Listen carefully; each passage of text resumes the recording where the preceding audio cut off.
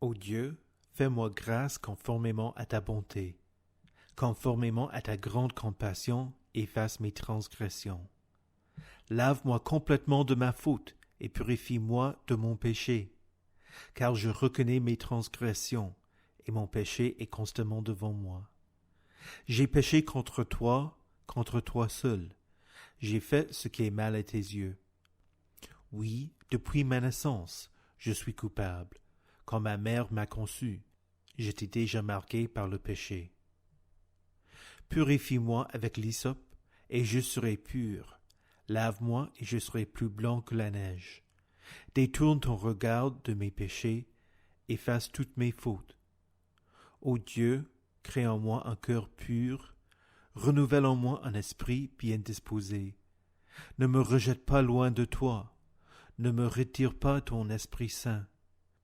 Rends-moi la joie de ton salut, et qu'un esprit de bonne volonté me soutienne. Au nom du Père, et du Fils, et du Saint-Esprit. Amen. Prions le Seigneur. Soutiens-nous, Seigneur, tout au long de nos jours, jusqu'à ce que les ombres s'allongent et que vienne le soir, quand le monde agité fait silence, quand s'arrête la fièvre de la vie, quand notre œuvre est accomplie. Accorde-nous alors, Seigneur, dans ton amour, un logis sûr, un repos sain, et enfin la paix. Par Jésus-Christ, notre Seigneur. Amen.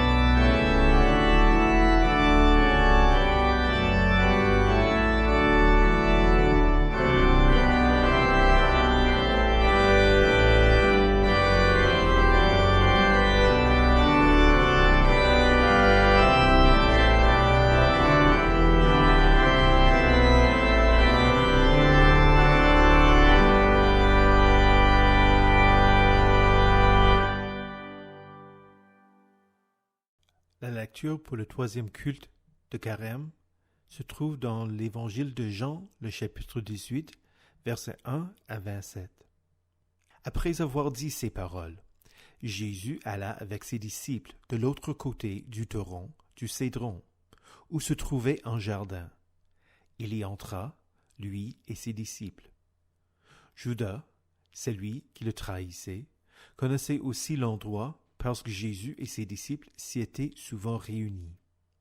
Judas prit donc la troupe de soldats romains, ainsi que les gardes envoyés par les chefs des prêtres et les pharisiens, et il s'y rendit avec les lanternes, des torches et des armes. Jésus, qui savait tout ce qui devait lui arriver, s'avança alors et leur dit, « Qui cherchez-vous » Ils lui répondirent, « Jésus de Nazareth. » Jésus leur dit, « C'est moi. » Judas, celui qui le trahissait, était avec eux. Lorsque Jésus leur dit, « C'est moi », ils reculèrent et tombèrent par terre. Il leur demanda de nouveau, « Qui cherchez-vous » Ils dirent, « Jésus de Nazareth. » Jésus répondit, « Je vous ai dit que c'est moi. Si donc, c'est moi que vous cherchez, laissez partir ceux-ci. » Il dit ceci afin que s'accomplisse la parole qu'il avait prononcée. « Je n'ai perdu aucun de ceux que tu m'as donnés. » Alors Simon-Pierre, qui avait une épée, la tira, frappa le serviteur du grand prêtre et lui coupa l'oreille droite. Ce serviteur l'appelait Malchus. Jésus dit à Pierre, « Remets ton épée dans son fourreau. Ne boirai-je pas la coupe que le Père m'a donnée à boire ?» La troupe, le commandant et les gardes des Juifs s'emparèrent alors de Jésus et l'attachèrent. Ils l'emmenèrent d'abord chez Anne, car il était le beau-père de Caïphe, qui était grand prêtre cette année-là. Or, Caïphe était celui qui avait donné le conseil aux Juifs, il vaut mieux qu'un seul homme meure pour le peuple. Simon-Pierre et un autre disciple suivaient Jésus. Ce disciple était connu du grand prêtre, et il entra avec Jésus dans la cour de la maison du grand prêtre, tandis que Pierre restait dehors près de la porte. Alors l'autre disciple qui était connu du grand prêtre sortit, parla à la femme qui gardait la porte et fit entrer Pierre. La servante qui gardait la porte dit à Pierre, « Ne fais-tu pas partie, toi aussi, des disciples de cet homme ?» Il répliqua, « Je n'en fais pas partie. » Les serviteurs et les gardes qui étaient là avaient allumé un feu de braise pour se réchauffer, car il faisait froid. Pierre se tenait avec eux et se chauffait aussi. Le grand prêtre interrogea Jésus sur ses disciples et sur son enseignement. Jésus lui répondit, « J'ai parlé ouvertement à tout le monde. J'ai toujours enseigné dans les synagogues et dans le temple, où les Juifs se réunissent constamment, et je n'ai rien dit en secret. Pourquoi m'interroges-tu? Interroge ceux qui m'ont entendu sur ce que je leur ai dit. Ils savent, eux, ce que j'ai dit. » À ces mots, un des gardes qui se trouvait là donna une gifle à Jésus en disant, « C'est ainsi que tu réponds au grand prêtre ?» Jésus lui dit, « Si j'ai mal parlé, explique-moi ce que j'ai dit de mal. Et si j'ai bien parlé, pourquoi me frappes-tu » Alors Anne l'envoya attaché à Caïphe, le grand prêtre. Simon-Pierre était là et se chauffait. On lui dit, « Ne fais-tu pas partie toi aussi de ses disciples ?» Il le nia et dit, « Je n'en fais pas partie. » Un des serviteurs du grand prêtre, un parent de celui à qui Pierre avait coupé l'oreille, dit, « Ne t'ai-je pas vu avec lui dans le jardin ?» Pierre le nia de nouveau, et aussitôt un coq chanta. Confessons notre foi en Dieu le Père, le Fils et le Saint-Esprit. Je crois en Dieu, le Père Tout-Puissant, Créateur du ciel et de la terre. Je crois en Jésus-Christ, son Fils unique, notre Seigneur, qui a été conçu du Saint-Esprit et qui est né de la Vierge Marie. Il a souffert sous Ponce Pilate. Il a été crucifié. Il est mort. Il a été enseveli. Il est descendu aux enfers. Le troisième jour, il est ressuscité des morts. Il est monté au ciel. Il siège à la droite de Dieu le Père Tout-Puissant, et il viendra de là pour juger les vivants et les morts. Je crois au Saint-Esprit, la Sainte Église universelle, la communion des saints, la rémission des péchés, la résurrection de la chair et la vie éternelle. Amen. La passion de Jésus chasse la peur. Nos textes viennent de Jean chapitre 3 et de 1 Jean chapitre 4. Jean 3, 14 jusqu'à 16. Et tout comme Moïse a élevé le serpent dans le désert, il faut aussi que le Fils de l'homme soit élevé, afin que quiconque croit en lui ne périsse pas, mais qu'il ait la vie éternelle. En effet, Dieu a tant aimé le monde qu'il a donné son Fils unique, afin que quiconque croit en lui ne périsse pas, mais ait la vie éternelle. Et 1 Jean chapitre 4, versets 18 et 19. Il n'y a pas de peur dans l'amour. Au contraire, l'amour parfait chasse la peur, car la peur implique une punition. Celui qui éprouve de la peur n'est pas parfait dans l'amour. Quant à nous, nous l'aimons parce qu'il nous a aimés le premier. Prions le Seigneur. Seigneur Dieu, tu nous as appelés à te suivre à travers des périls imprévus, sur des sentiers inexplorés et des chemins dont nous ne voyons pas la fin. Renforce notre foi pour que nous ayons du courage pour les tâches de chaque jour, sachant que ta main nous guide et que ton amour nous soutient. Par Jésus-Christ, notre Seigneur. Amen. Saint de Dieu, précieux et bien-aimé, que la grâce et la paix vous soient données, de la part de Dieu notre Père et du Seigneur Jésus-Christ. Amen. Nous sommes le 17 mars, le jour où l'Église commémore l'activité missionnaire de Saint Patrice, le missionnaire des Irlandais. La légende laisse entendre que Patrice chassa les serpents de l'île à la fin d'un jeûne de 40 jours. Il est possible que ce soit un événement historique, mais il est plus probable que c'était une façon de dire que les enseignements de Saint Patrice chassèrent le malin quand les païens se convertirent, quand les païens sont devenus des enfants de Dieu. La légende ressemble au fait que Jésus jeûna 40 jours dans le désert et fut tenté pendant les 40 jours. À la fin des tentations, Jésus dit, « Retire-toi, Satan. En effet, il est écrit, c'est le Seigneur ton Dieu que tu adoreras et c'est lui seul que tu serviras. » Alors, le diable le laissa. Jésus remporta la victoire sur le grand dragon, le serpent ancien, celui qui séduit toute la terre, le diable. Jésus vainquit définitivement le diable par sa mort sur la croix et sa résurrection. Pour nous, en tant que chrétiens, il y a un lien entre la croix et la défaite du serpent. Dans le livre des Nombres 21, lors du pèlerinage, le peuple d'Israël s'impatienta et se plaignait de Dieu, de Moïse et de la manne. Dieu envoya des serpents venir mordre le peuple et beaucoup de la population moururent. Quand le peuple reconnut son péché, il vint trouver Moïse et lui dit, « Nous avons péché, car nous avons parlé contre l'Éternel et contre toi.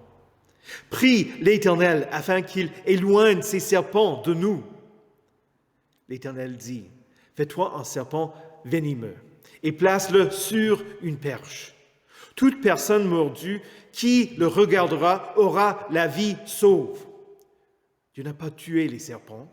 Il n'a pas conduit les Israélites à un endroit où il n'y avait plus de serpents. Il a fourni au peuple un seul moyen d'y échapper. Toute personne qui avait été mordue par un serpent et qui regardait le serpent en bronze avait la vie sauve. Par son grand amour, Dieu sauva son peuple de leurs péchés. Jésus ne nous libère pas du fait que nous sommes pécheurs. Nous en sommes toujours. Jean écrit, celui qui éprouve de la peur n'est pas parfait dans l'amour. Nous l'admettons, nous le confessons. Je ne suis pas parfait dans l'amour. Je n'ai pas aimé Dieu avec tout mon cœur. Je n'ai pas aimé mes prochains comme moi-même. Il suffit de regarder ce qui se passe dans ce monde, surtout au moment d'une crise, pour reconnaître qu'il y a un grand manque d'amour. Vous n'avez qu'à constater vos peurs pour savoir que vous n'aimez pas comme il faut. Mais il y a aussi un grand déferlement d'amour.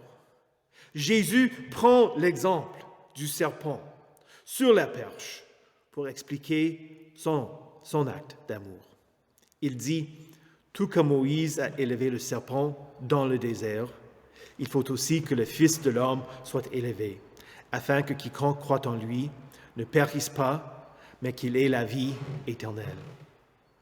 Il n'y a pas d'alternative pour Jésus.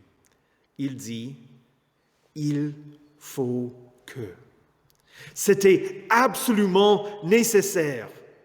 Il n'y aurait eu aucun salut pour l'humanité si Jésus n'avait pas été élevé sur la croix. Tout comme il n'y aurait eu aucun salut pour le peuple de Dieu mordu si ce n'était en regardant le serpent de bronze.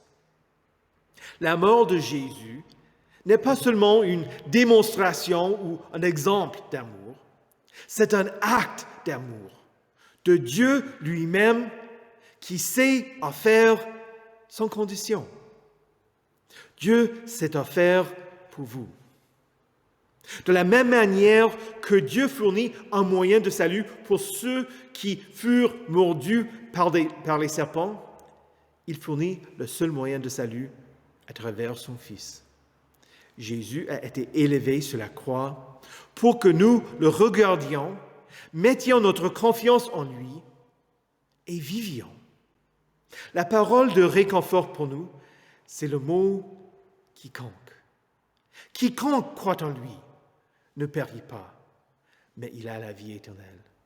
Ce que Jésus accomplit sur la croix, il l'accomplit pour le monde entier. Quiconque, jeune ou vieux, riche ou pauvre, esclave ou libre, juif ou non-juif, homme ou femme, le mot « quiconque » vous inclut, vous aussi. Jésus vous sauve. Jean écrit dans sa première épître, « Il n'y a pas de peur dans l'amour. Au contraire, l'amour parfait chasse la peur, car la peur implique une punition. Face aux circonstances de nos jours, beaucoup de gens ont peur. Peur de l'inconnu, peur de tomber malade ou de mourir, peur des limites et des restrictions que peut mettre en place le gouvernement, peur pour leur bien-aimé, peur pour l'économie, peur qu'il leur manque des choses nécessaires pour cette vie.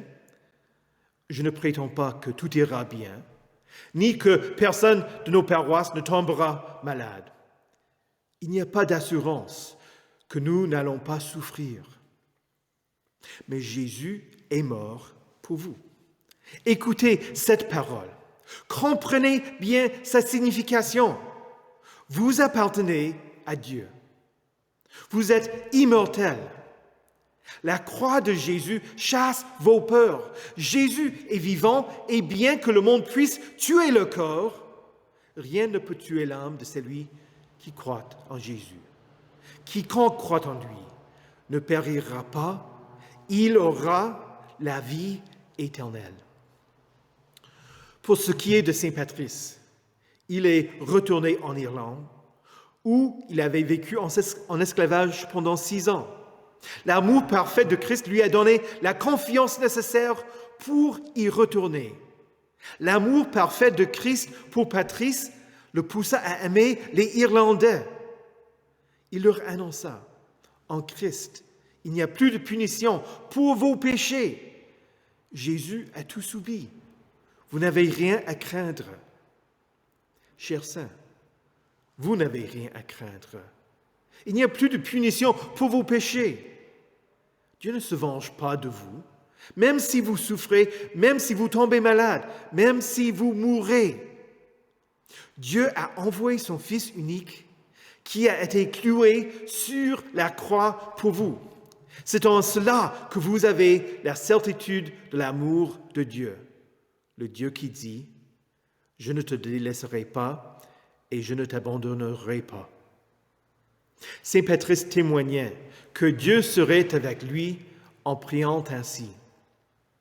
Christ avec moi et Christ en moi. Christ aux côtés pour me garder. Christ après moi. Christ devant moi. Christ tout près pour me fortifier. Le Christ sous moi. Le Christ en moi, sur moi. Christ en paix ou le danger. Christ en mes frères dans la foi. Christ en l'ennemi et l'étranger. Ce jour, j'attache autour de moi le saint nom de la Trinité, les trois en un et l'un en trois, par la foi pour l'éternité. N'ayez pas peur, Christ est avec vous, en vous, à votre côté, après vous, devant vous, tout près de vous. Attachez à vous le saint nom de la Trinité, sachant qu'il a mis son nom sur vous quand vous avez été baptisés, et que l'amour parfait de Dieu, qui surpasse toute intelligence, chasse vos peurs pour la vie éternelle. Au nom de Jésus. Amen. Prions le Seigneur. Seigneur Dieu, tu as commandé à la lumière de briller dans les ténèbres et tu nous as réveillés pour te louer et demander ta grâce. Accepte l'offrande de notre adoration et de notre action de grâce. Et exauce nos prières quand elles sont conformes à ta volonté. Fais-nous vivre en enfants de lumière et héritiers de ton royaume éternel. Souviens-toi, Seigneur, d'infinie miséricorde, de toute ton Église, de tous ceux qui se joignent à nous par la prière, et de tous nos frères, où qu'ils soient, qui ont besoin de ton secours. Donne-nous l'abondance de ta grâce pour le salut de nos âmes et de nos corps, la fermeté de notre foi, qu'ainsi nous puissions louer ton nom saint. Par Jésus-Christ notre Seigneur. Amen.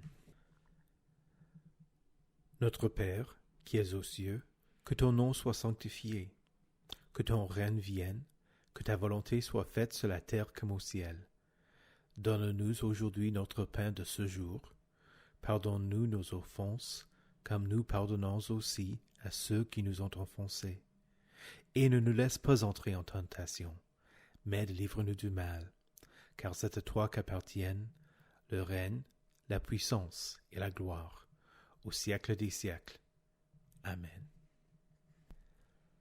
Que le Seigneur vous bénisse et vous garde, que le Seigneur fasse luire sa face sur vous, et qu'il vous accorde sa grâce.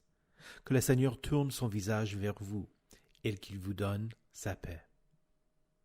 Amen.